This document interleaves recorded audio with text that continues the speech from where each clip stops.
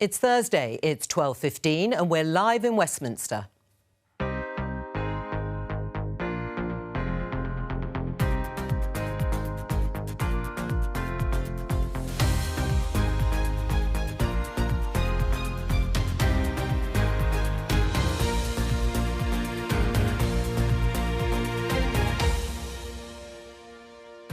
With me today, Conservative MP Andrew Bowie, Labour MP Belle Ribeiro-Addy, former Conservative advisor Anita Boateng and political editor of Galdem magazine Moya Lothian-McLean. Today, who do you believe? The problem was, fundamentally, I regarded him as unfit for the job.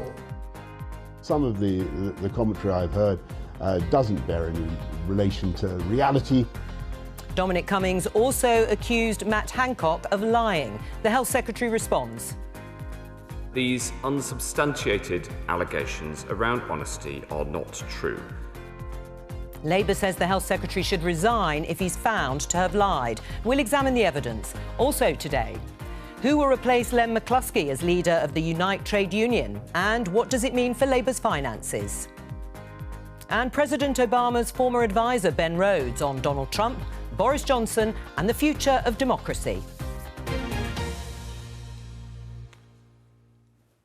Let's start with some of the headlines in the newspapers and how they covered the marathon evidence session from Boris Johnson's former chief advisor, Dominic Cummings. This is the headline in the Times newspaper. Cummings rains fire on number 10. We can also take a look at the Mirror.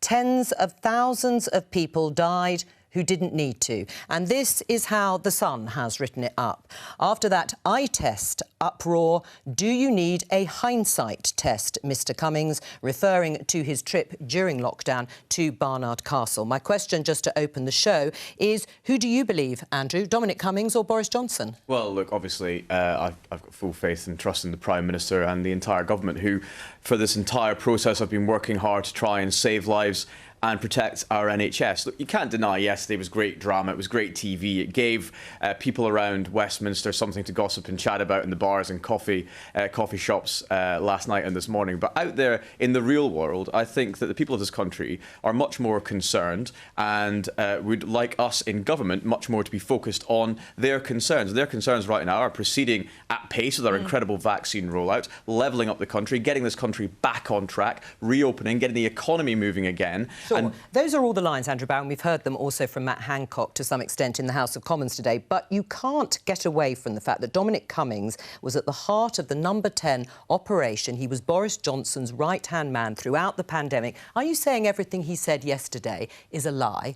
Well, I mean, I wasn't in any of those rooms that Dominic Cummings was in at the time, but I trust absolutely the Health Secretary and the Prime Minister that they have been working tirelessly for a year and a half and more with some dedicated officials to navigate their way through what has been a crisis of unprecedented proportions, along with every other government in the world, to get through this pandemic and get us back on track. And that's what we are focused on right now. Belle, who do you believe, Dominic Cummings or Boris Johnson? We didn't really need Dominic Cummings to know all the things that he already stated. All he did was confirm them. For example, we know that tens of thousands of people died unnecessarily. We know that we weren't properly prepared. We know that the government was giving money to their donors to carry out certain aspects like PPE contract, etc. And we know that Boris Johnson is unfit for office. We didn't need Dominic Cummings to do it. And he's obviously completely self-serving himself, because you could see he was playing politics a bit, boosting Gove and Sunak, actually, and just making sure that his attack was directed at Boris Johnson specifically. At this stage, we're talking about what's happening throughout the country. Still, Matt Hancock is saying that all of this is completely untrue. And if Dominic Cummings has evidence, which he has said he does, it's very, very important that he brings that evidence for a thorough investigation. Right, something which is tantamount to manslaughter. Right, but as you have now alluded to, there was no actual evidence. Do you accept it was very much he said, he said? Well, as I said, we didn't need Dominic Cummings to believe some of the things that Dominic Cummings has said. I think so you do believe what Dominic Cummings has said? Well, if he's saying that tens of thousands of people died unnecessarily, yes, I believe that. Do I believe Boris Johnson is unfit for office? Yes, I believe that. Do I believe that Matt Hancock was probably not telling the truth about certain numbers when it comes to testing? As someone who had coronavirus myself at the time, yes, I absolutely believe that. And if he has evidence, he has to bring it forward so that it can be investigated. And ultimately, as a minister, if he has lied, he has to stand down. Anita, who do you believe? Well, I think I agree with Andrew that yesterday was an amazing piece of political theatre.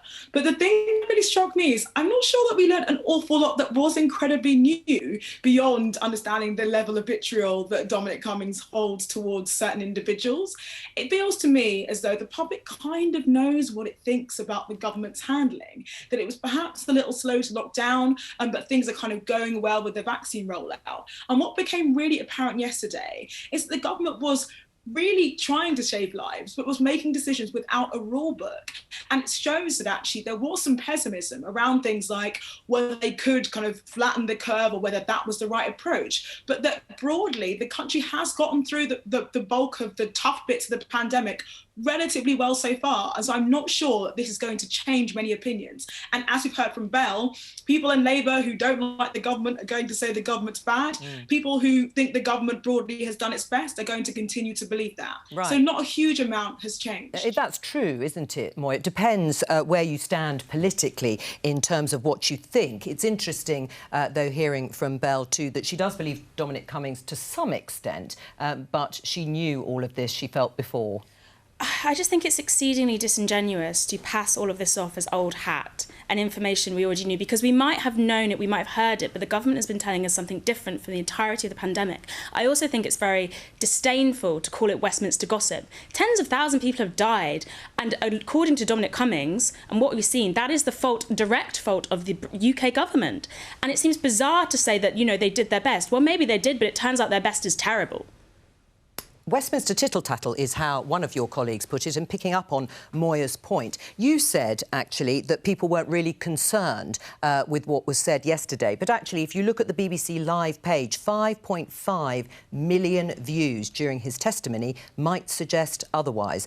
They may not trust him, but they're paying attention to what Dominic Cummings is saying. Well, it was great political theatre. It was great political drama, and everybody loves a he said, she said, or in this case, he said story to get their teeth into. But what I think that people out there want us to focus on and are more concerned about is proceeding, as I said, at pace with our vaccine rollout, getting the country back open again, getting the economy back on its feet, and continuing to drive forward with other countries in the world our efforts to defeat this awful virus. Are you saying that none of this matters, that we should just dismiss all of that? No, that when someone like Dominic Cummings says that Boris Johnson isn't fit to be Prime Minister, that tens of thousands of people needlessly died, and then actually aims his fire at the Health Secretary for continually lying over important points, which we will get to in just a moment. Are you saying that this should all just be dismissed? No, of course it shouldn't be dismissed, and of course it matters what somebody says in the public sphere, but I think we've got to take it as his opinion on these issues. And I'm much more inclined to believe the Matt Hancock that I know, who has worked tirelessly for a year and a half with other ministers in the Department for Health and officials to combat this virus, and the Prime Minister, who I know works day and night to get this country back on track and with the best interests of the British people at heart. That's what I believe. That's what I know is happening right now in government. And we can't dismiss, obviously, everything that Dominic Cummings said, but it is very much his opinion, and he came out yesterday very much with an agenda, and that's what he delivered. But part of that does ally with what Dominic Cummings was saying. He talked about how Boris's, his only focus was on getting this country open, to the degree that he was negligent in his duty to protect people from the pandemic. And the Matt Hancock, we also know that Matt Hancock has fudged numbers when it comes to testing. There was the 200,000 tests just 2 weeks after we could only test 82,000 people. Throughout the pandemic, he has been accused of telling, I think Piers Morgan put it, porkies. And there's been previous incidents where he has shown he is plays fast and loose with the truth. So there is basis to these claims. I think it's a bit rich to say that we were negligent, given that we've now delivered 60 million vaccines into the arms of British people, that we locked down 3 times at the cost of billions to the economy, but to save people's lives and to protect our NHS. Lockdown late. lockdown late, and the vaccines were part of the programme that Cummings praised. He said those went right because the people in charge of that were allowed to get on with it. Did you listen to this testimony? I listened to a couple of hours, and then I actually had to get on with my job of representing the people of West Aberdeen, Shire and Kincardine and working with the government to carry on delivering for the British people. I'm going to get Belle in and put something to her, because when it comes to the evidence being given by Dominic Cummings,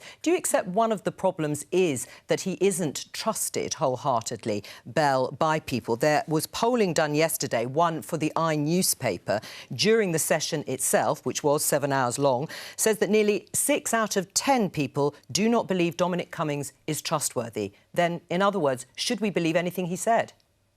Well, I agree that he's not trustworthy. Right. And I understand why people do believe that he's not trustworthy because of his actions in the past. As a Member of Parliament, people write to me about various issues, and in the incident, particularly when he broke the rules, I had so many people writing to me, as did other Members of Parliament, saying, I've never written to my MP before, but I want to tell you how angry I am about what Dominic Cummings has done. So yes, there isn't a lot of trust, but because of what we know already, I believe that people do think that there's basis to what he said. And actually, if he says he has got substantial evidence, he should be made to put that forward so that it can be investigated properly, because this is serious. It amounts to manslaughter if this is what has happened. And him not being trustworthy is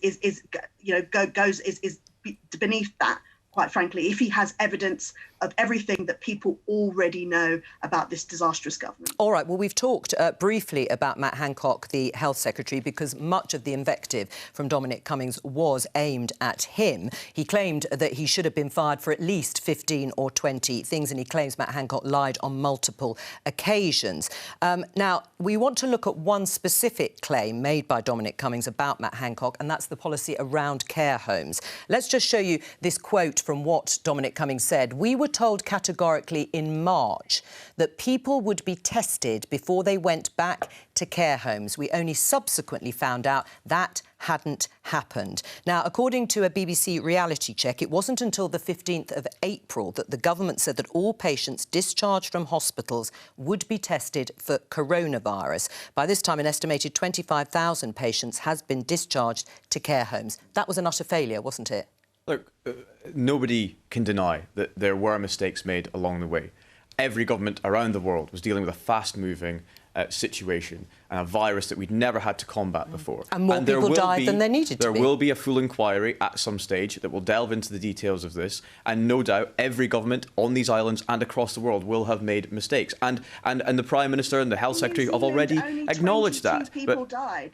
In New Zealand, only 22 people died because they adopted a zero-COVID approach. Right, let's just... I don't think comparing the United Kingdom to New Zealand is a fair comparison, given the difference in population size, in demography, in terms of how we live and do business in this country, in comparison to a small island in the middle of the South Pacific. I'm going to interrupt both of you. I just want to stick to the issue because, Belle, as you say, you want evidence for the claims that have been made by Dominic Cummings, and we want to look at this one particularly because, of course, it was hugely important and very emotive. On that, Dominic Cummings is right. More people died than there needed to be. That advice wasn't changed until the 15th of April. Look, along this entire process, the Department for Health and the entire government were working tirelessly to save lives, to protect our NHS, and all their energies were going into making sure that more people did not needlessly die than had to. Every sinew was being strained, not just by Matt Hancock, by all the other ministers in the Department for Health.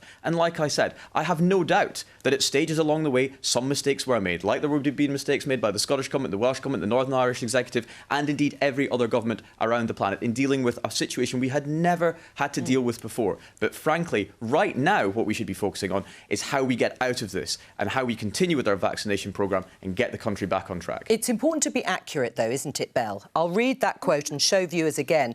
Dominic Cummings says, we were told categorically in March that people would be tested before they went back to care homes. As I said, the reality check by the BBC says that did become the policy on the 15th of April. We don't know if that private conversation took place between Dominic Cummings, Matt Hancock and the Prime Minister, and the BBC reality check cannot verify those claims. So do you accept that? I accept that Dominic Cummings has said that he has evidence to the contrary, and I would like him to be made to produce that evidence and for it to be investigated. But you've just said yourself that he isn't a trustworthy witness. He isn't a trustworthy witness for a number of reasons. He's lost a lot of public confidence himself. But if he has evidence, physical evidence, and he presents it, that evidence speaks for itself, and it goes beyond his self-serving and untrustworthy nature. I think that's really, really important. 70,000 civilians died in World War II. We're looking at close to 150,000 with this pandemic. The idea that we wouldn't be looking into such claims from somebody who was so close to government at the time is unbelievable. The idea that we just call them, Westminster gossip is unbelievable. He may have scores to let me bring in Anita, because standing back just a moment, will we ever get to the truth when it comes to claim and counterclaim, Anita, if these are private conversations about what happened during those early months in the pandemic?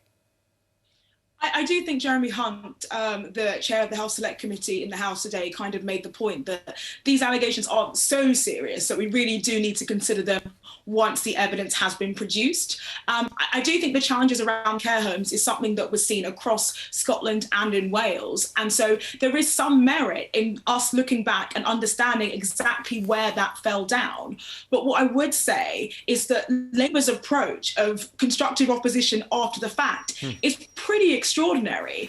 Bell cites the example of New Zealand, as Andrew said, not quite the same international global hub with an incredibly mobile population with entirely different demographics. But there are many instances through the pandemic where Labour could have been saying, well, look at South Korea, why aren't we doing X or Y? And instead they ran from pillar to post, kind of making up and flip-flopping on their own opposition throughout this crisis. So I really think there are lessons for the government, certainly, but there are lessons for Labour, who didn't have to deal with the actual pandemic, but simply should have been providing constructive ideas. We have not had to deal with the actual pandemic. We have not presided over the deaths of nearly 150,000 people. But I think you're absolutely wrong on the point that we haven't opposed the government on many of these actions. Labour members of Parliament, and there are many, many Labour members of Parliament, have consistently made the case for a different approach when it came to COVID. Have consistently made the case about things such as no, not after the event. In my case, it's certainly not after the event. If you're talking about a particular Labour MP in general, please do raise their name and we can look into that. But we could look at the official Labour position, which was anti-lockdown, then pro-lockdown, then anti-keeping the schools open, then pro-keeping the schools open, then anti-closing the borders, then pro-closing the borders. You've flip-flopped and moved around so many times during this entire pandemic. I'm very grateful that the Labour Party are not the party of government right now. Let her respond. Go on, what Belle. I would say is that the Labour front bench has tried to be constructive, and I'm specifically saying the Labour front bench, and you will understand why. They've tried to be constructive in the way in which they behave. They adopted an approach at some point of attempting to, support the government where they had to. Right. In my personal opinion, that wasn't always the right thing to do. They have believed the government when they've said, here is the science. Unfortunately, we've since found that, some things have been fudged in terms of what the government have presented in terms of the science and the facts and the figures. And I think that's been unfortunate. But to say that we haven't mounted an opposition is completely unfair. And to say that that is the view right across the Labour Party is also completely unfair. Hang on, I want to bring Moya in on the care homes, this particular claim that we have highlighted. Having listened to the claim and the BBC Reality Check response, what's your view? Well, my view on the care homes is the evidence was right in front of us. We lived through it. We saw that the people were being discharged into care homes without being tested. We heard the testimonies from people in care homes. But was Matt Hancock lying? I would say I think Dominic Cummings might be telling the truth on this. But I'd also just like to pick up... What evidence have you got? I'd just like to pick up on what was just said about South Korea, about Labour not opposing correctly. So you can I just get this straight, Andrew? You are saying that if Labour had...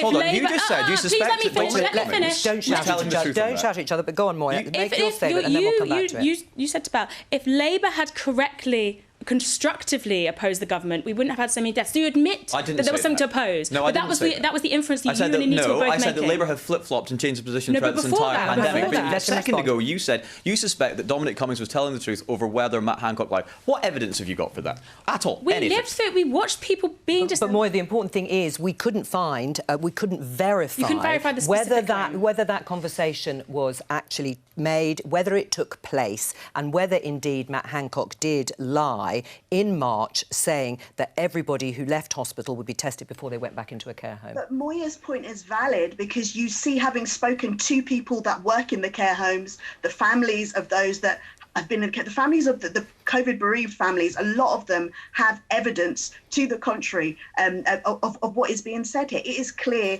that people are being directly put into care. So, you know, all of that evidence exists. It seems at the moment that the government does not want to go and look for it, because obviously it puts them in a bad light. And then to pass that back onto Labour, who I repeat are not the government of the day. It is the Conservative Party that's presided over. And this is not about points. It's just making a simple point. You cannot blame your opposition for what you have done. All right, we're going to leave it there because we're going to talk to the BBC's political correspondent, Ian Watson. He's here to talk to us about Unite, the trades union, and its leadership race. But first of all, we now have the date for that important Batley and Spen by-election, Ian.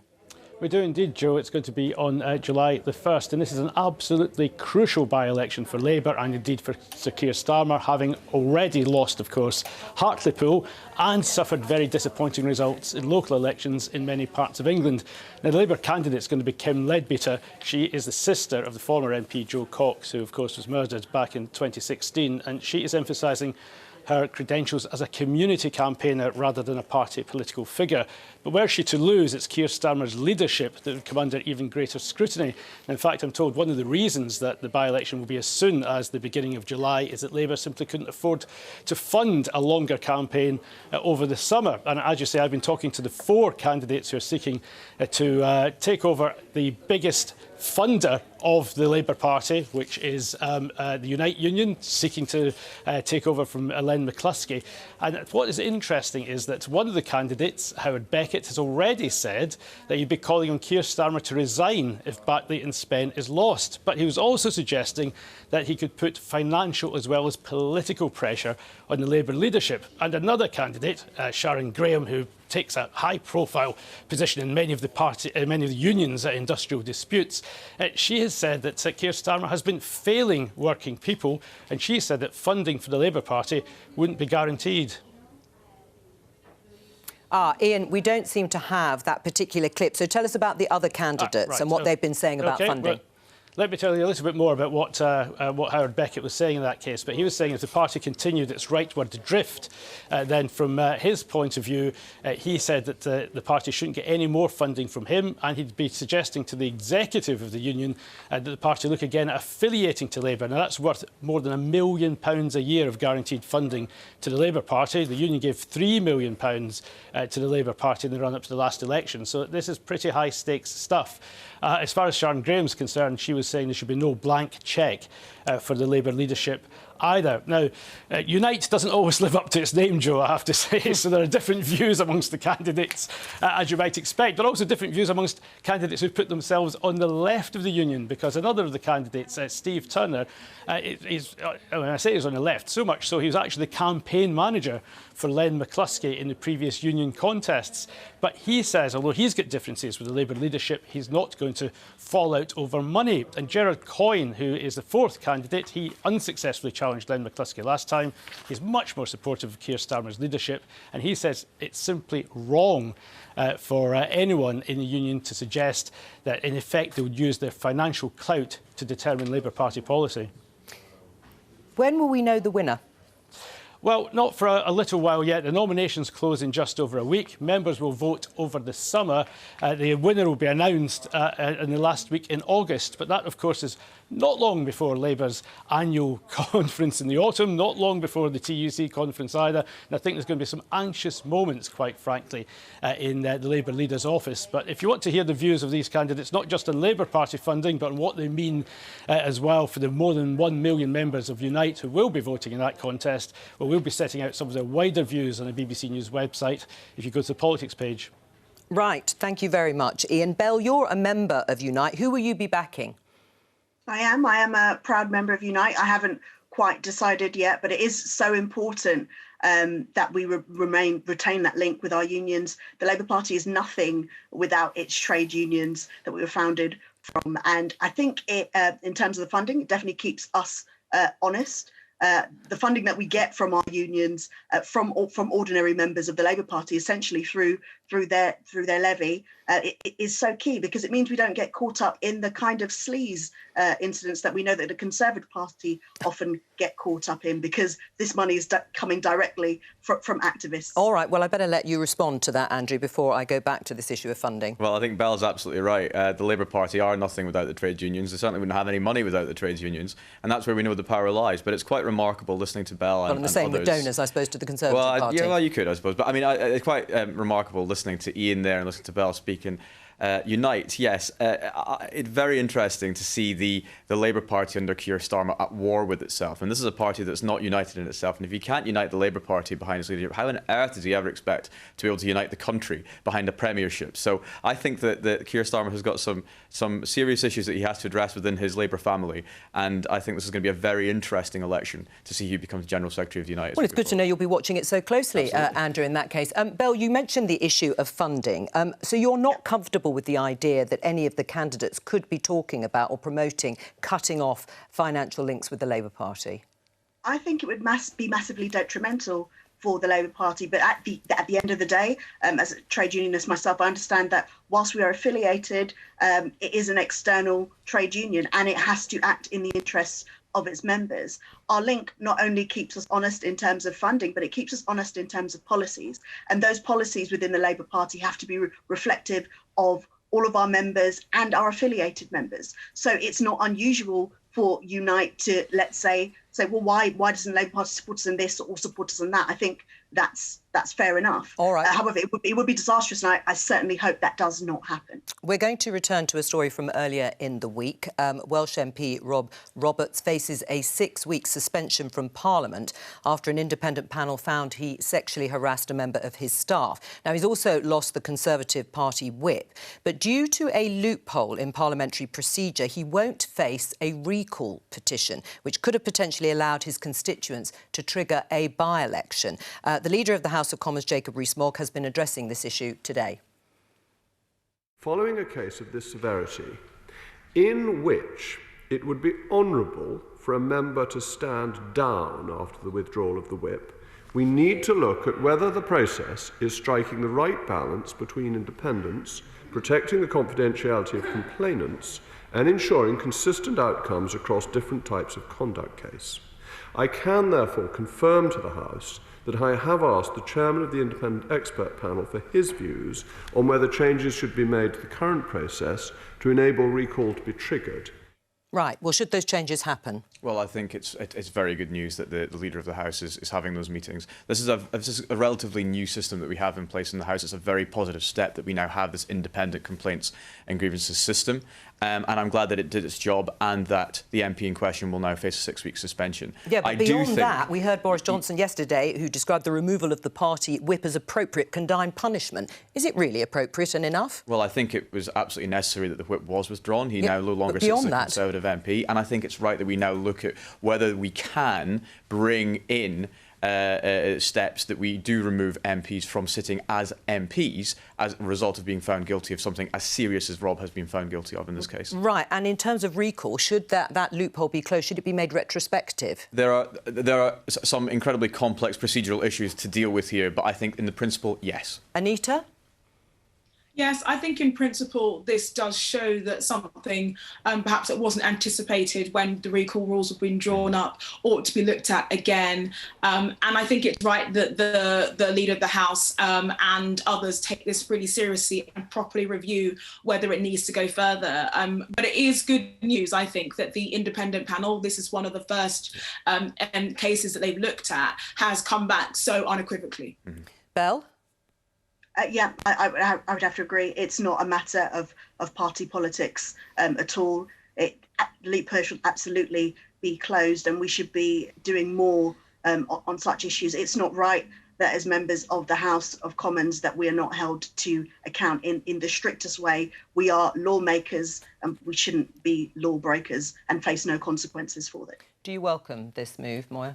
But I not welcome this move. But I think you know, it's the Houses of Parliament, it's the House of Commons, it's the most powerful sort of halls in the country. If they're not setting any sort of example for how to deal with sexual violence in the workplace particularly, what kind of world would we be in? But I think it needs to go further, and there needs to be more education. I've read accounts by young women, because there's not much data on young men and staffers, especially within Westminster, who speak about the low-level culture of just sexual harassment. And I think that, in these cases, when it's this level of severity, it's brilliant that they're finally taking action, but the whole culture needs to be once more examined. We had the 2017 Pestminster expose.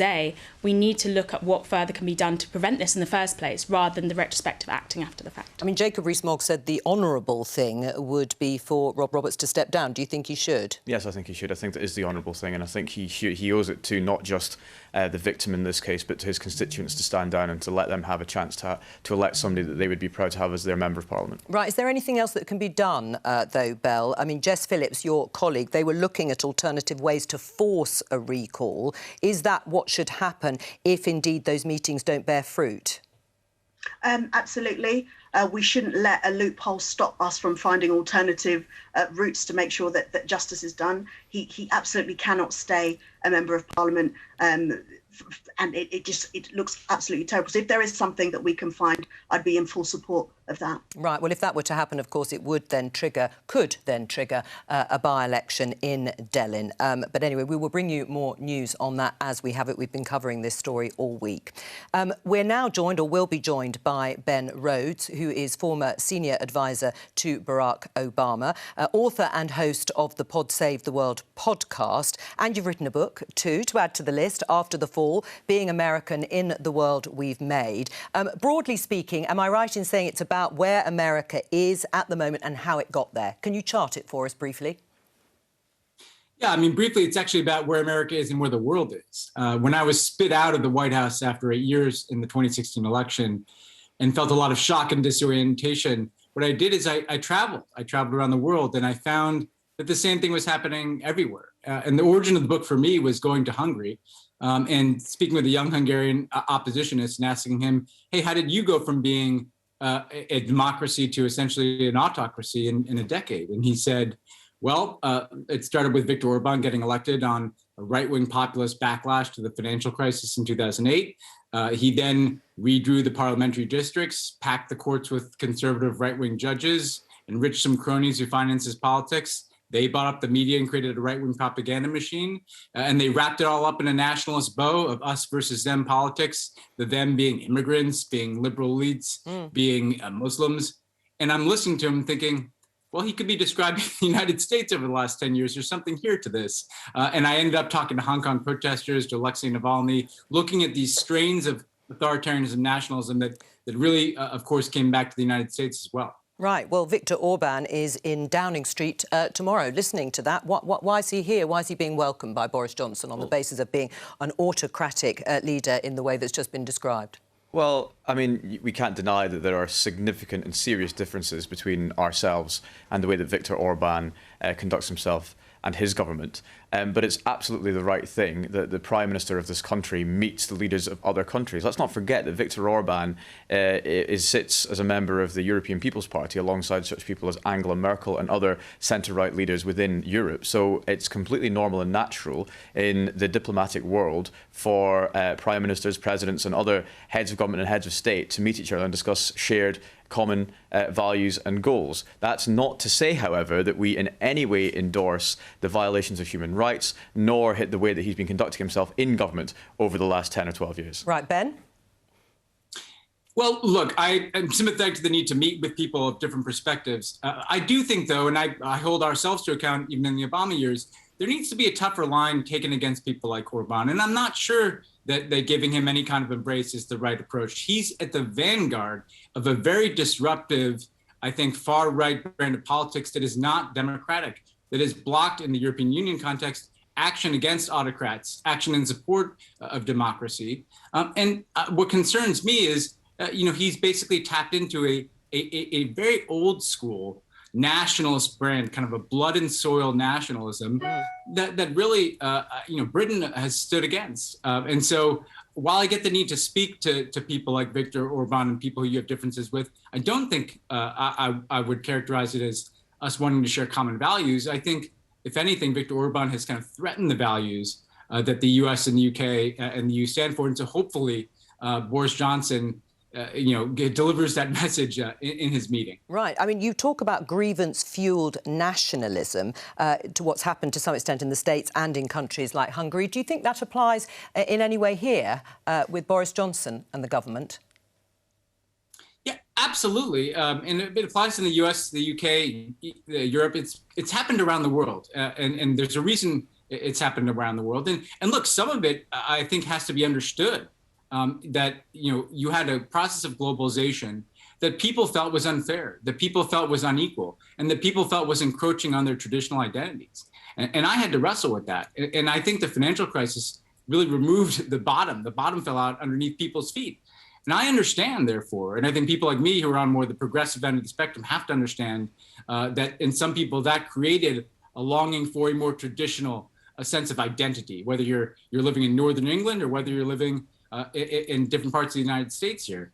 But at the same time, I do think that we have to understand that longing for that form of identity, that reaction to where globalization has gone wrong, should not lead us to chuck out the democracy with the things that we don't like. And that's where I think in my book, I try to find solidarity in the stories of people around the world, in places like Hong Kong, in places like Russia, in places like Hungary, and of course in the United States, who are trying to push back against this trend of authoritarianism and nationalism. Belle, what do you make of that? Well, I absolutely agree. And I can see a situation where we are moving towards that increasingly authoritarian agenda. If you just look at what's been announced in the Queen's speech, a voter ID, which is essentially voter suppression, a continued rollout of the Policing Crime Sentencing and Courts Bill, which would actually infringe on our human right to protest, and increasing enforcement of anti-trade union laws. All of those things that make us a democratic society seem under threat increasingly. Right. Let me bring the others in. Andrew, you respond to that first. Well, frankly, that's nonsense. We are one of the greatest defenders of democracy, freedom and liberty in the world, and people look to us across the world as a beacon of light in countries where they do not have the same rights, nearly as limited same rights as they have. We do have grievance-fuelled nationalism in the UK, though, but you won't find it in the UK government. I think you'll find it more at the door of the Scottish government under Nicola Sturgeon in Edinburgh. Moya? That was an interesting dig at the end. I mean, I think I have to say that nationalism is on the rise. And I would agree with Ben that it comes from a sense of communities being uprooted, people losing sort of like the grip on what made them proud of their areas. But I would say that comes far from 10 years of austerity and a stripping back of facilities and resources within these communities. You can't build these places unless you have this funding. And 10 years of Tory rule has taken this funding away. And now they're blaming it on, this spectre of immigration or the left, the loony left doing things. But it's more to do with the strength of local communities being undermined by a lack of funding, and that's why we keep talking about things like the Red Wall and having no money and the poverty levels there. So I think let's look to our own government for the source of the nationalism and perhaps their campaigns such as Brexit. Anita? Absolutely astounded at what I'm hearing. I could genuinely just heard a Labour MP say that the grievance-fuelled nationalism in the north is behind what's happening in this country. I honestly cannot believe that. Just one moment, Anita, you can't actually see me, so I didn't say that. So you might want to correct yourself. No, you agreed with what Ben Rhodes said, and Ben Rhodes said that we were seeing some grievance-fuelled nationalism in the north of this country, and I just don't believe that's accurate. I think what we're actually seeing is, when you look at what happened in Hartlepool, for instance, the disenfranchisement and the falling away of the Labour vote happened back in 2005. That's where it had its roots. So this idea that this is all fueled by either the economic crisis or by austerity, as Moya said, or by the economic crisis. It's just a very convenient narrative that doesn't address the ways in which Labour is disconnected from the working class. Absolutely right. Right. I'm talking about Labour. Well, hang on. Let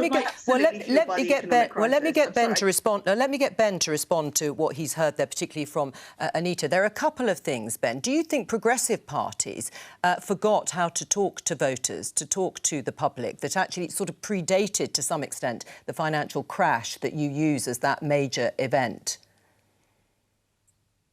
I'm not sure it predates it. I think progressive parties have challenges in the sense that the kind of more traditional nationalist, and I would say right-wing story is a pretty easy story to tell. It's kind of the oldest story in politics. You know, there's an us versus them component to it. And we do, I think, see in the US and the UK these cultural issues that fit naturally into that story.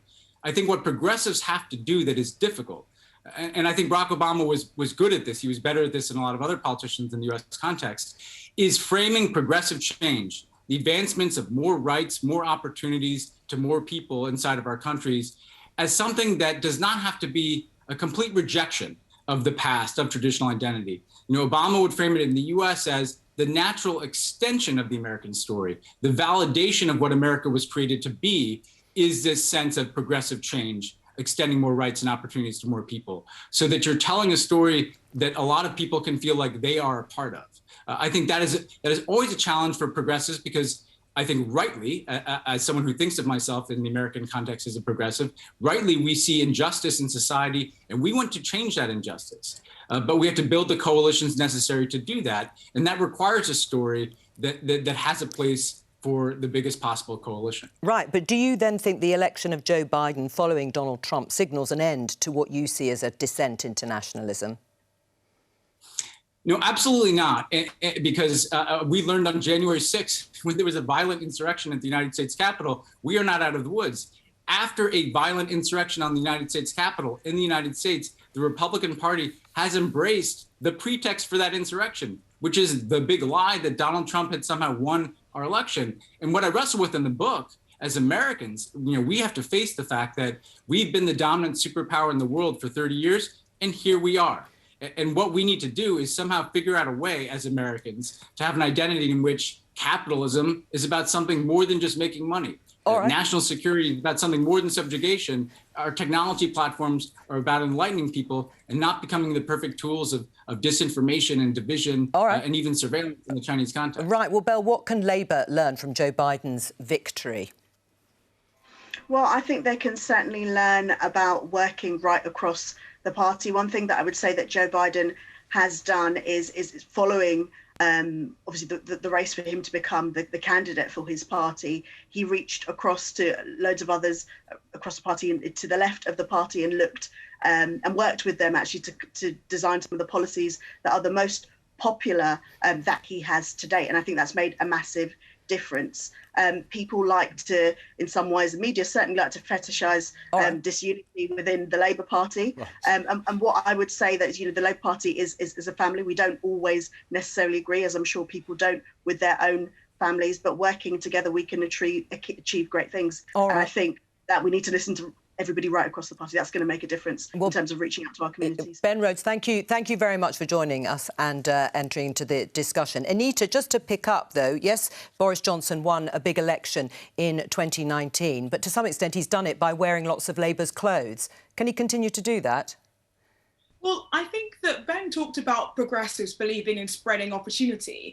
And I really think that that is a message that is resonating with newfound voters for the Conservatives across the country. It really is about opportunity. It's about investment outside of what is typically seen as the economic hubs of London. I don't consider that to be a left-wing policy position. And I believe that we can only get the best from people in this country when we invest in them. And that's what the Conservatives will continue to do. And Labour will continue to be adrift, accusing people who vote Conservative of nationalism or calling this a nationalist government. Mm-hmm. Moya?